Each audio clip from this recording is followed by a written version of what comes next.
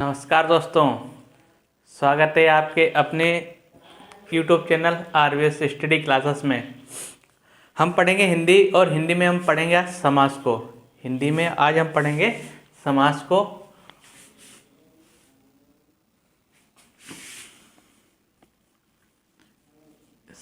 को। ठीक है। तो जो बच्चे पहली बार चैनल को देख रहे हैं तो चैनल को सब्सक्राइब जरूर कर लें और इसे अधिक से अधिक जो चैनल है इसे अधिक से अधिक शेयर भी किया करें आप लोग। ठीक है। तो समास क्या होता है? समास का शाब्दिक अर्थ है संक्षेप। जो समास है, समास का शाब्दिक अर्थ जो है, शाब्दिक अर्थ होता है संक्षेप। समास का जो शाब्दिक अर्थ है वो संक्षेप या संक्षिप्त, संक्षेप या संक्षिप्त भी कह सकते हैं। ठीक है, संक्षिप्त। समास का जो शाब्दिक अर्थ है संक्षेप या संक्षिप्त। ठीक है, संक्षिप्त भी कहते हैं।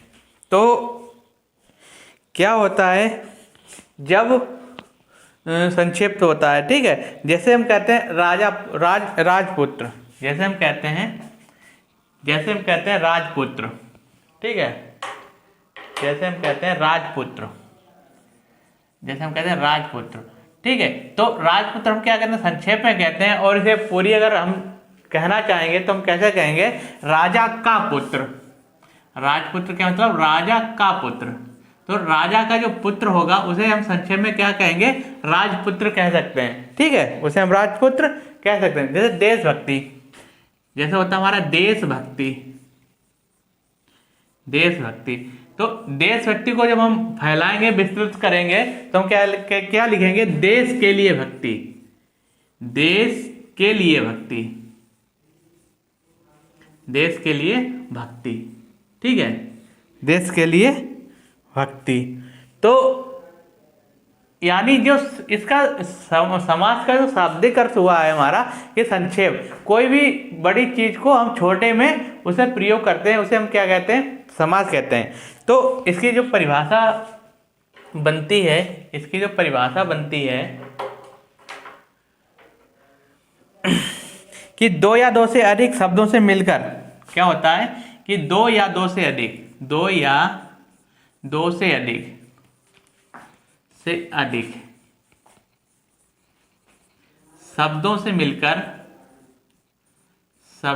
मिलकर दो या दो से अधिक शब्दों से मिलकर बने एक सार्थक शब्द को,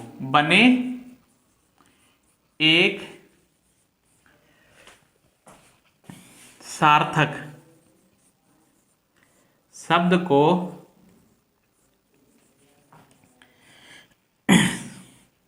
समास कहते हैं। ठीक है, बने सार्थक शब्द को समास कहते हैं।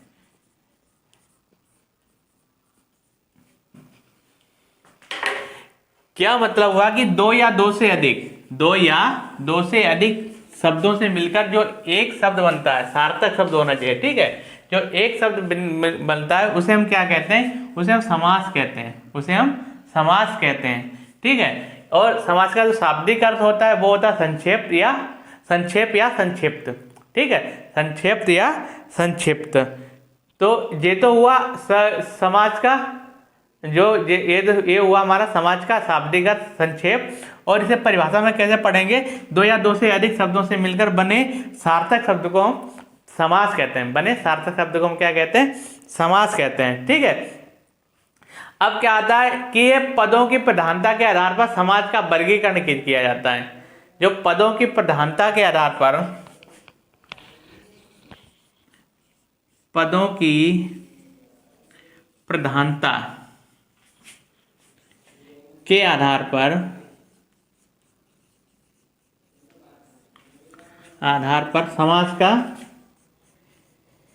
समास का वर्गीकरण किया जाता है। ठीक है, समास का वर्गीकरण क्या है? कि पदों की प्रधानता के आधार पर समास का वर्गीकरण किया जाता है। ये होता है जैसे पूर्व पद प्रधान, जिसका पूर्व पद प्रधान होता है। ठीक है, ये 4 टाइप के किया जाता है। ठीक है, 1 2 3 4, 1 2 3 4। एक इसमें क्या होता है, पूर्व पद प्रधान होता है, फिर उत्तर पद प्रधान होता है। ठीक है, इस टाइप से किया जाता है। तो कहला हमने लिखा कि पूर्व पद प्रधान, पूर्व पद प्रधान, पूर्व पद प्रधान। ठीक है, तो जिस समास में पूर्व पद प्रधान होता है उसे हम अव्ययभाव समास कहते हैं, उसे हम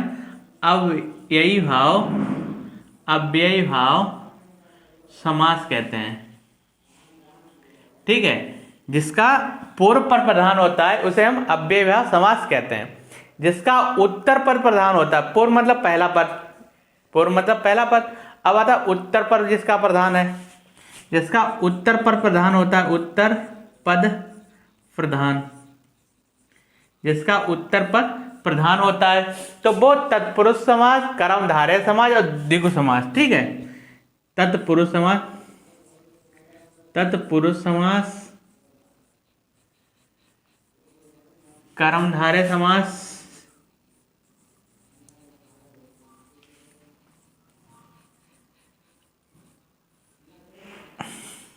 और द्विगु समास। ठीक है, और उसे हम द्विगु समास कहते हैं। जिसका उत्तर पद प्रधान होता है उसे द्विगु समास कहते हैं। जिसके दोनों पद प्रधान होते हैं उसे द्वंद्व कहते हैं। दोनों पद प्रधान, दोनों पद प्रधान, उसे हम द्वंद्व समास कहते हैं, द्वंद्व समास। ठीक है, जिसके दोनों पद प्रधान होते हैं उसे हम द्वंद्व समास कहते हैं। और क्या होता है कि दोनों पद अप्रधान होते हैं, जिसमें दोनों पद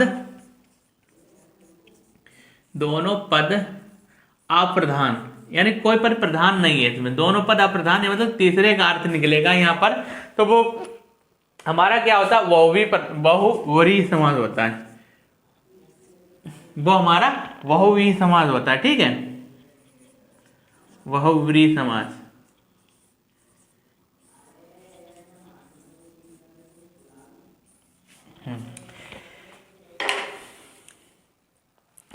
क्या हुआ कि जो समाज है, समाज का शाब्दिक अर्थ हमारा होता है संक्षेप या संक्षिप्त होता है। जैसे राजा पुत्र, संक्षेप में हम क्या लिखते हैं, राजा पुत्र, और इसे हम विस्तार में क्या लिखेंगे, राजा का पुत्र, राजा का पुत्र। वैसे ही देशभक्ति आता है, देशभक्ति को हम विस्तार में क्या लिखें, देश के लिए भक्ति, इसे हम विस्तार में लिखते हैं। यानी इसकी और परिभाषा क्या बना सकते हैं कि 2 या 2 से अधिक शब्दों से मिलकर बने एक सार्थक शब्द को समास कहते हैं। और क्या होता है कि इसे पदों की प्रधानता के आधार पर समाज का वर्गीकरण किया जाता है, पदों की प्रधानता के आधार पर समास का वर्गीकरण किया जाता है। एक क्या था, पूर्व पद प्रधान, जिसका पूर्व पद प्रधान होता है तो वो हमारा अव्ययभाव समास कहलाता है। जिसका हमारा उत्तर पद प्रधान होता है वो तत्पुरुष समास, कर्मधारय समास और द्विगु समास कहते हैं। ठीक है, जिसके दोनों पद प्रधान होते हैं उसे हम द्वंद्व समास कहते हैं। और जिनके दोनों पद अप्रधान होते हैं, ठीक है, कोई पद उनका दोनों मतलब दोनों पद, पूरा शब्द का कोई मतलब प्रधान नहीं होता है, पूरा शब्द प्रधान नहीं होता है, पूरा शब्द ही प्रधान नहीं होता है, मतलब उसका तीसरे अर्थ निकल रहा होता है, उसका जो अर्थ निकल रहा होता है तीसरा अर्थ निकल रहा होता है, तो उसे हम क्या कहते हैं, बहुव्रीहि समास कहते हैं, बहुव्रीहि समास कहते हैं। आइए अब जो समास का वर्गीकरण किया जाता है पदों के आधार पर करके, अब समास होते कितने प्रकार के हैं, ये तो वर्गीकरण किया गया। तो अब यहाँ पर काउंट करेंगे हम समास को,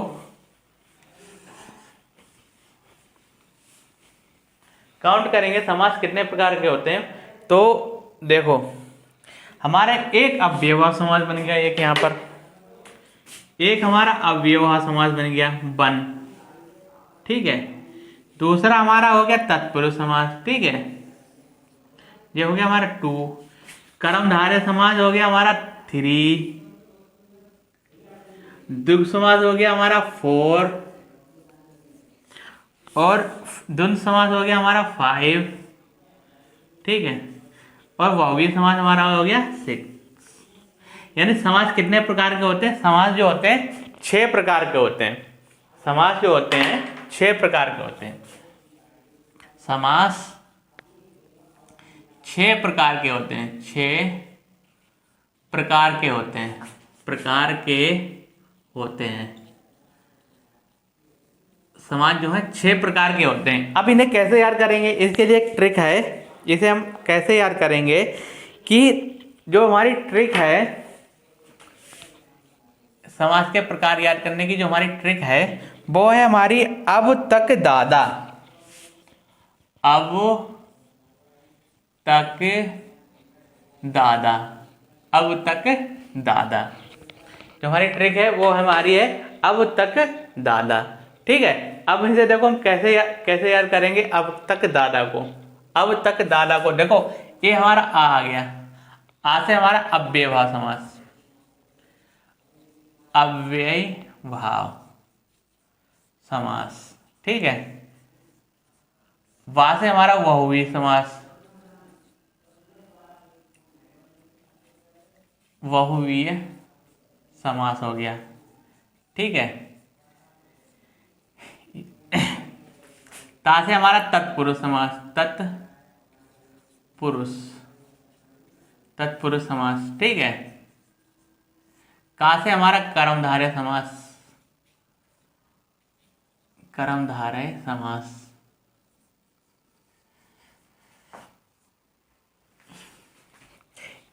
एक दा से हमारा द्वंद्व समास,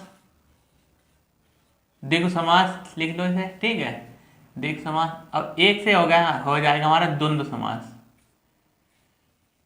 द्वंद्व समास। ठीक है, एक से हमारा हो जाएगा द्वंद्व समास। तो देखो, यानी आ से हमारा क्या हो गया, आ से हमारा अव्यय भाव समास नंबर 1। दूसरा हमारा बा से हमारा हो गया बहुव्रीहि समास नंबर 2। ता से हमारा हो गया तत्पुरुष समास नंबर 3। का से हमारा हो गया कर्मधारय समास नंबर 4। और दा से एक हमारा हो गया द्वंद्व समास, और एक दा से हमारा हो गया द्रव समास। ठीक है, तो नंबर 4, 5 और 6 ऐसे हम याद कर लेंगे। ठीक है, अब तक दादा, अब तक दादा। और अब तक दादा का क्या मतलब हुआ, आ से अव्यय भाव समास, बा से बहुव्रीहि समास, ता से तत्पुरुष समास, का से कर्मधारय समास, और दा से डबल दा है। ठीक है, दा यानी द्विगु समास और द्वंद्व समास, द्विगु समास और द्वंद्व समास। ठीक है, द्विगु समास और द्वंद्व समास। आइए अब इन्हें हम पढ़ते हैं द्वंद्व समास को। ठीक है, कि द्वंद्व समास किसे कहते हैं। हम पढ़ते हैं द्वंद्व समास को। सबसे पहले हम पढ़ते हैं द्वंद्व समास।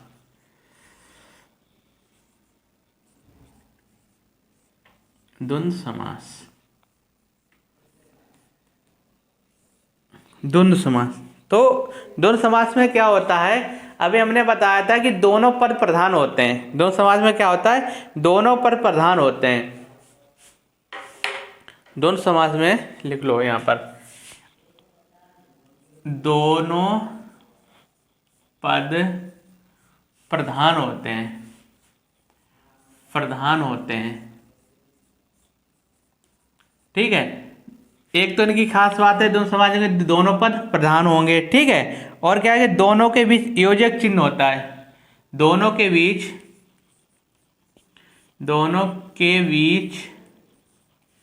योजक चिन्ह, दोनों शब्दों के बीच क्या होगा, योजक चिन्ह। जानते हो, ऐसे वाला योजक चिन्ह होता है। और इसका अर्थ क्या होता है, और जो योजक चिन्ह है इसका अर्थ क्या निकलेगा, अर्थ निकलेगा और या। ठीक है, जो योजक चिन्ह है उसका क्या अर्थ निकलेगा, और या। तो वहां पर हमारा क्या होता है, वहां पर हमारा द्वंद्व समास होता है। ठीक है, वहां पर हमारा द्वंद्व समास होता है। जैसे हम कहते हैं दाल रोटी, दाल और रोटी, ऐसे लिखते हैं, दाल रोटी लिखते हैं, नहीं लिखते, दाल रोटी। ठीक है, ऊपर नीचे, पाप पुण्य, ऊपर नीचे पाप पुण्य, ठीक है, ऊपर नीचे पाप पुण्य, दिन रात, दिन रात, ठीक है, दिन रात। और इसके एक द्वंद्व समास की एक और खास बात है, ये क्या होता है कि ये विपरीत होते हैं, ये एक दूसरे के विपरीत शब्द होते हैं। देखो यह एक दूसरे के विपरीत शब्द होते हैं, विपरीत शब्द होते हैं, विपरीत शब्द होते हैं। यानी विपरीत शब्द जो एक दूसरे के विपरीत शब्द होते हैं उन्हें विलोम शब्द कहते हैं। जो एक दूसरे के विपरीत शब्द होते हैं उन्हें हम विलोम शब्द कहते हैं। जैसे दाल के साथ रोटी, दाल और रोटी, ऊपर या नीचे, ऊपर या नीचे, पाप या पुण्य, दिन या रात, ठीक है, पाप या पुण्य, दिन या रात, ठंडा या गर्म, थोड़ा या बहुत, सुख या दुख, छल या कपट। ऐसे ही है। और आता है माता और पिता, आगे और पीछे, देश और विदेश, रुपया और पैसा, सुख और दुख, घास फूस, नर नारी, ठीक है। तो ये हमारे क्या है, इनमें देखो हमारा योजक चिन्ह भी आ रहा है और इनका जब हम अर्थ निकालेंगे तो इसे क्या लिखेंगे, दाल रोटी, दाल और रोटी, दाल और रोटी, अर्थ निकला हमारा। दिन और रात को दिन और रात, दिन और रात, ठीक है, ऊपर और नीचे, पाप और पुण्य। देखो इसमें हमारे योजक चिन्ह का क्या मतलब आ रहा है, और आ रहा है, और, ठीक है। और दोनों समाज में क्या होता है कि दोनों पर प्रधान होते हैं, दोनों के बीच योजक चिन्ह लगा होता है और योजक चिन्ह का जो अर्थ होता है और या होता है, ठीक है। और ये शब्द एक दूसरे से विपरीत होते हैं, ये शब्द क्या होते हैं, एक दूसरे से विपरीत होते हैं, तो उसे द्वंद्व समास कहते हैं, उसे हम द्वंद्व समास कहते हैं। जैसे हमारा होता है आज कल, आज और कल, ठीक है। तो नोट कर लिया आपने, आज और कल, दिन और रात, ठंडा और गर्म, ऊपर और नीचे, थोड़ा और बहुत, ठीक है, थोड़ा बहुत। तो इस टाइप के जो शब्द होते हैं जिनके बीच में योजक चिन्ह बना हुआ होता है उसे हम द्वंद्व समास कहते हैं, ठीक है, उसे हम द्वंद्व समास कहते हैं, उसे हम क्या कहते हैं, द्वंद्व समास कहते हैं, ठीक है। अब आ जाओ नंबर 2 पर, द्विगु समास। नंबर 2 हमारा है द्विगु समास, ठीक है, द्विगु समास। नंबर 2 हमारा है द्विगु समास, ठीक है। द्विगु समास में क्या होता है, हमने बताया था द्विगु समास में इसका उत्तर पद प्रधान होता है। द्विगु समास में क्या होता है, जिसका उत्तर पद प्रधान होता है, ठीक है। इसमें क्या होता है कि इसका उत्तर पद प्रधान होता है और प्रथम पद क्या होता है, संख्यावाची होता है। इसमें क्या होता है, पहला पद जो होता है, पहला पद संख्यावाची होगा, संख्यावाची, ठीक है, पहला पद संख्यावाची होता है और उत्तर पद प्रधान होता है, ठीक है, और उत्तर पद प्रधान होता है, प्रधान होता है। और उत्तर पद कैसा होता है, प्रधान होता है। पहला पद संख्यावाची होता है और उसका उत्तर पद कैसा होता है, प्रधान होता है, ठीक है। संख्यावाची विशेषण भी होता है, इसे लिख लो, संख्यावाची विशेषण,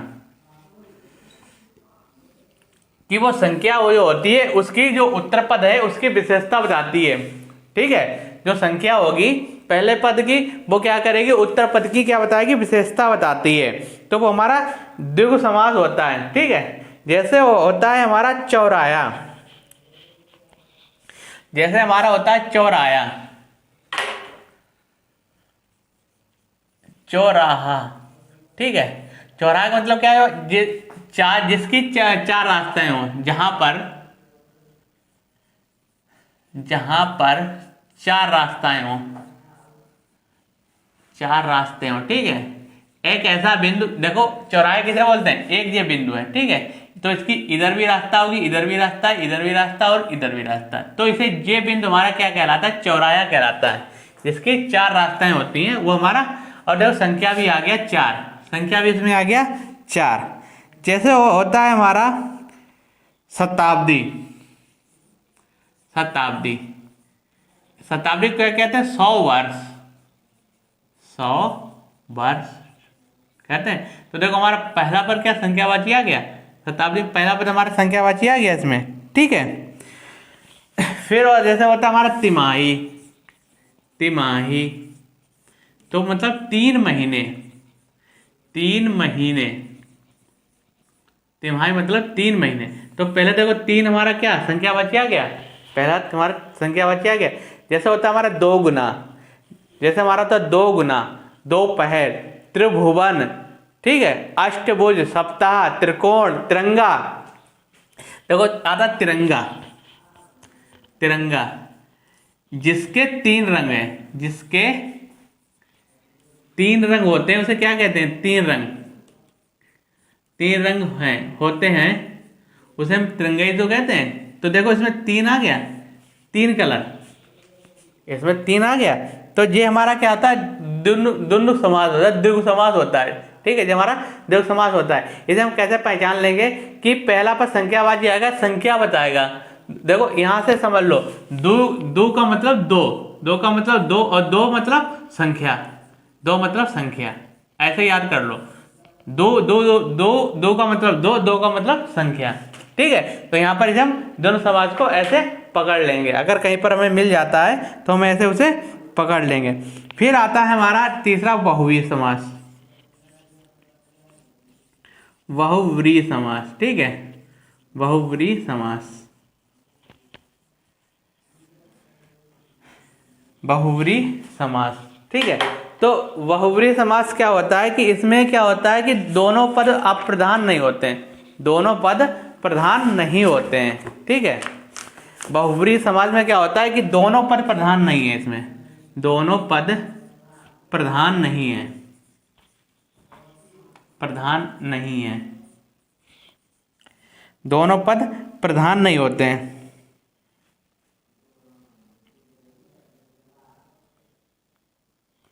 इसमें क्या होता है कि दोनों पद प्रधान नहीं होते हैं और इसमें तीसरे पद का निर्माण होता है, इसमें तीसरे पद का निर्माण होता है, जिसके फैक्टें विशेषताएं हैं, ठीक है, निर्माण होता है। यानी बहुव्रीहि समाज में क्या होता है, दोनों पद तो प्रधान होते नहीं है, और क्या होता है कि इसमें तीसरे पद में तीसरा पद का निर्माण कर देते हैं, जो शब्द होते हैं वो तीसरे पद का निर्माण कर देते हैं, तो वो हमारे क्या कहलाते हैं? वो हमारे बहुव्रीहि समास कहलाते हैं, वो हमारे बहुव्रीहि समास कहलाते हैं, ठीक है। जैसे होता है हमारा चतुरानन।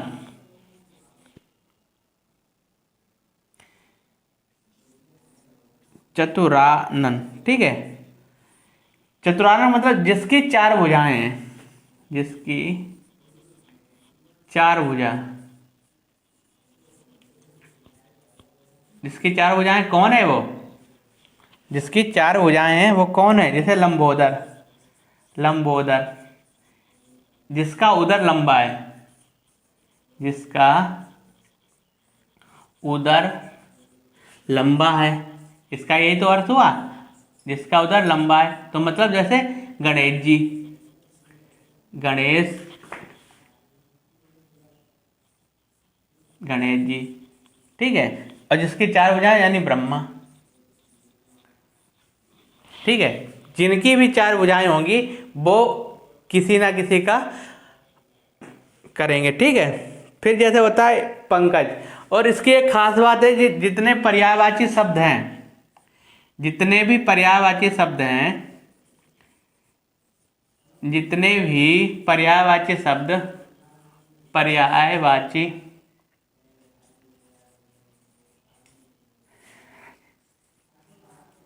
बहुव्रीहि समास के उदाहरण है, ठीक है, बहुव्रीहि समास के अंतर्गत आते हैं। इतना लिख लो कि जितने भी पर्यायवाची शब्द हैं वो बहुव्रीहि समास के अंतर्गत आते हैं, बहुव्रीहि समास के अंतर्गत ये आते हैं, ठीक है। जितने भी पर्यायवाची हैं बहुव्रीहि समास, यानी इसमें क्या होता है, जैसे कह रहे हैं लंबोदर, तो जिसका उदर लंबा है, जिसका उदर लंबा है, उसने किसे का उदर लंबा, किसे हम कहते हैं? गणेश जी को कहते हैं, किसे हम कहते हैं? गणेश जी को कहते हैं। ठीक है, गणेश जी को कहते हैं। तो जैसे कहते हैं बारहसिंगा, जैसे हम कहते हैं बारहसिंगा, तो बारहसिंगा किसे कहते हैं? हिरन को कहते हैं। बारहसिंगा हिरन को ही कहते हैं बारहसिंगा। ठीक है, तो जैसे पंकज, पंकज किसे कहते हैं? कमल को कहते हैं। पंकज किसे कहते हैं? कमल को कहते हैं। जैसे होता है हमारा चक्रपाणि, तो चक्र को जो धारण करें वो कौन है? भगवान विष्णु है। जो चक्र को धारण करे हुए वो कौन है? भगवान विष्णु है। तो उन्हें, तो इसमें क्या होता है, देखो तीसरा अर्थ निकल रहा है। इसका जो अर्थ निकल रहा है, इसका जो शब्द का अर्थ तो कुछ होता है, लेकिन उसको वो कहते तो कुछ और रहा है। ठीक है, यानी शब्द का जो अर्थ है वो तीसरे वर्ड की तरफ जो है उसकी विशेषता को बता रहा है। ठीक है, ये होता है हमारा बहुव्रीहि समास। और इसमें अधिकतर क्या पर्यायवाची शब्द इसके उदाहरण में आते हैं। इसके जो पर्यायवाची शब्द हैं वो इसके उदाहरण में आते हैं, ज़्यादातर इसके उदाहरण में वही आते हैं। जैसे कहते हैं दशानन, जैसे हम कहते हैं दशानन, तो 10 है जिसके सिर, दशानन अनमन सिर। ठीक है, तो जिसके 10 सिर है उसे बताओ क्या कहते हैं? 10 सिर किसके हैं? रावण के। तो रावण को हम क्या है? दशानन तो ही कहते हैं। तो यहाँ पर देखो तीसरा, दशानन का अर्थ तो हुआ जिसके हैं 10 सिर, लेकिन जिसके सिर 10 हैं उसे हम दशानन ही तो कहते हैं। ठीक है, फिर हमारा नेक्स्ट आ गया हमारा कर्मधारय समास। चौथा हमारा है कर्मधारय समास। ठीक है, कर्मधारय समास, कर्मधारय समास, कर्मधारय समास। तो कर्मधारय में क्या समास होता है? इसमें उत्तर पद जो होता है, कर्मधारय समास जो है हमारा, कर्मधारय जो समास है इसमें क्या होता है हमारा कि जो कर्मधारय समास जो होता है इसमें क्या होता है कि उत्तर पद प्रधान होता है इसमें।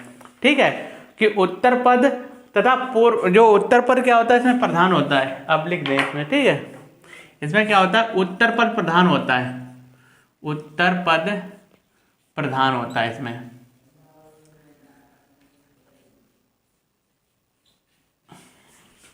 कर्मधारय समाज में क्या होता है कि उत्तर पद प्रधान होता है। ठीक है, कर्मधारय समाज में क्या होता है कि उत्तर पद प्रधान होता है।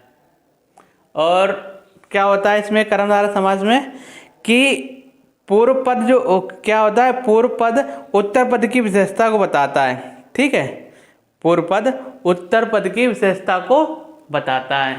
तो आइए नेक्स्ट इसमें चलते हैं और देखते हैं कि उत्तर पद प्रधान होता है, पूर्व पद उत्तर पद की पद में की विशेषता को बताता है। ठीक है, उत्तर पद की विशेषता को बताता है और इसे उपमेय में और संबंध भी स्थापित करता है। ठीक है, इसमें तुलनात्मक किया जाता है। ठीक है, एक इसमें आता तुलना की जाती है। देखो कर्मधारय समाज में क्या होता है? तुलनात्मक शब्द होते हैं, तुलनात्मक यानी तुलना की जाती है, तुलना की जाती है। तुलनात्मक शब्द होते हैं और उनमें क्या की जाती है? तुलना की जाती है। ठीक है, जो तुलनात्मक शब्द होते हैं उनमें क्या की जाती है? तुलना की जाती है। तुलनात्मक शब्दों में तुलना की जाती है।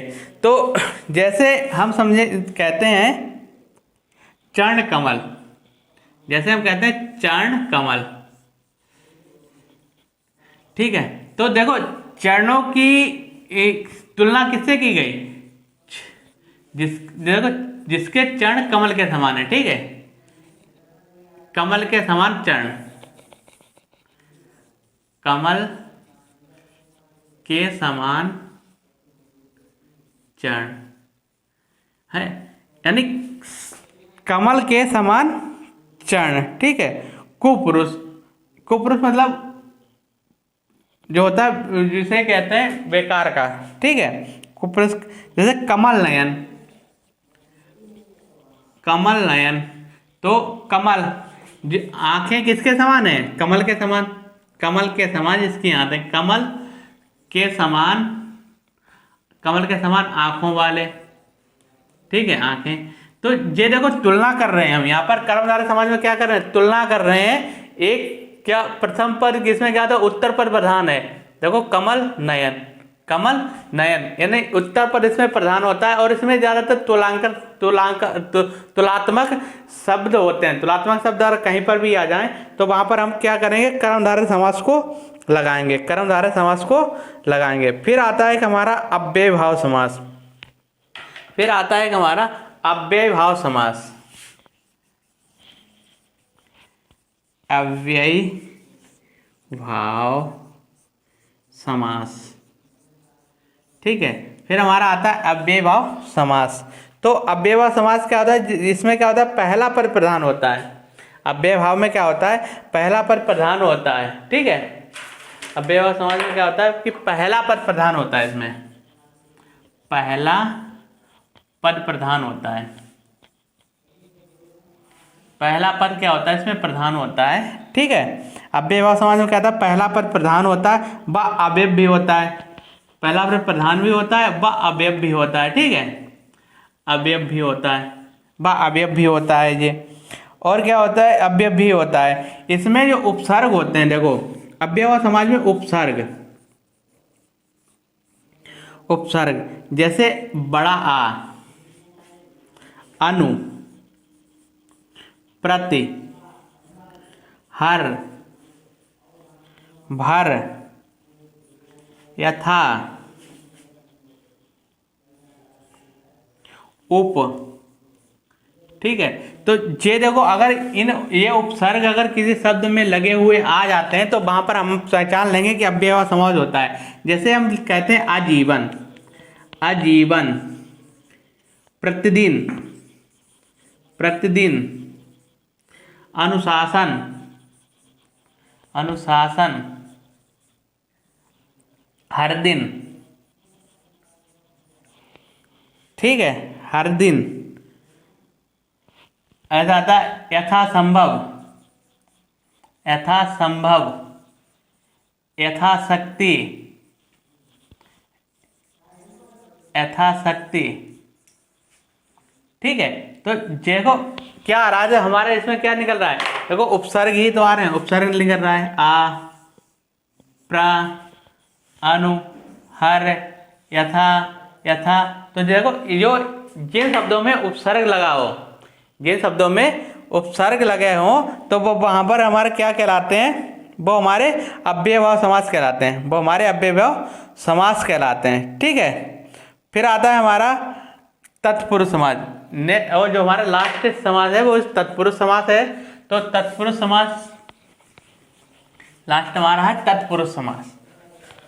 आप लोग क्या करें कि हम जो लिख रहे हैं इसे आप लोग नोट करते रहा करें, इसे आप नोट कर लेंगे तो ये आगे आप जब भी पढ़ेंगे ध्यान आपको रहेगा इसका, और बार बार आपको वीडियो भी नहीं देखना पड़ेगा, ठीक है। तो नेक्स्ट हमारा है 6 तत्पुरुष समास, तत्पुरुष समास, तत्पुरुष समास, ठीक है। तो तत्पुरुष समास क्या होता है कि जिस समास में उत्तर पद प्रधान होता है और उन दोनों के बीच कोई ना कोई जो चिन्ह होता है वो लुप्त होता है, ठीक है। जो तत्पुरुष समास होता है उसमें क्या होता है, उत्तर पद प्रधान होता है, एक तो इसमें लिख दो उत्तर पद प्रधान होता है, उत्तर पद प्रधान होता है, प्रधान होता है। और शब्दों के बीच क्या होता है, कारक चिन्ह लगे होते हैं। शब्दों के बीच क्या होता है कि कोई ना कोई कारक चिन्ह लगा होता है, शब्दों के बीच कारक, शब्द क्या होते हैं, लुप्त होते हैं। जो शब्द होते हैं उनके बीच जो कारक शब्द होते हैं वो लुप्त होते हैं, ठीक है। तो वो हमारे तत्पुरुष समास के अंतर्गत आते हैं, वो हमारे तत्पुरुष समास के अंतर्गत आते हैं, ठीक है। तो जैसे हम कहते हैं हवन सामग्री, जैसे हम कहते हैं हवन सामग्री, हवन सामग्री। तो हवन सामग्री को हम कैसे इसे लिखते हैं, हवन के लिए सामग्री, हवन के लिए सामग्री। तो देखो इसमें काय का जो कारक चिन्ह, कारक शब्द है हमारा के लिए, कारक शब्द है हमारा के लिए। देखो शब्द में जो लुप्त है, जो यहाँ पर लुप्त है वो हमारा क्या है, के लिए लुप्त है। जो कौन सा शब्द हमारा लुप्त है, के लिए शब्द लुप्त है। तो ये हमारा क्या कहलाता है, कर्मधारय, क्या नाम, ये हमारा तत्पुरुष समास कहलाता है। ये हमारा तत्पुरुष समास कहलाता है। और तत्पुरुष समास के जो भाग हैं वो 6 भाग हैं। तत्पुरुष समास को 6 भागों में हम पढ़ते हैं। वो हैं कर्म तत्पुरुष समास, कर्ण तत्पुरुष समास, और संप्रदान तत्पुरुष समास, अपादान तत्पुरुष समास, संबंध तत्पुरुष समास और अधिकरण तत्पुरुष समास। तो इसे हम तत्पुरुष को ही पूरे किसी एक नेक्स्ट वीडियो में हम पढ़ लेंगे, क्योंकि अगर इसे आप पढ़ेंगे तो वीडियो हमारा बहुत लंबा हो जाएगा। तो अब तत्पुरुष को थोड़ा हमने आपको बता दिया, संक्षेप में बता दिया है। इसे हम नेक्स्ट वीडियो में तत्पुरुष को पूरा पढ़ेंगे। इसके जो कारक शब्दों के जो हैं, कारक शब्द से हम पहचान कराएंगे कि तत्पुरुष समाज में कौन सा तत्पुरुष समाज है, तत्पुरुष समाज में कौन सा तत्पुरुष समाज है। तो इसके लिए एक नया वीडियो ही आपको प्रोवाइड करा देंगे। तो आज के लिए और बाकी जो समाज थे, बाकी समाज सारे कंप्लीट हो गए हैं। तत्पुरुष समाज को हम नेक्स्ट वीडियो में इसे कंप्लीट कराएंगे, ठीक है, नहीं तो वीडियो हमारा बहुत लंबा हो जाएगा। और आज के लिए इतना ही, मिलते हैं नेक्स्ट वीडियो में। तब तक आप लोग क्या चैनल पर बने रहिए और इसे अधिक से अधिक शेयर करें। बहुत बहुत धन्यवाद।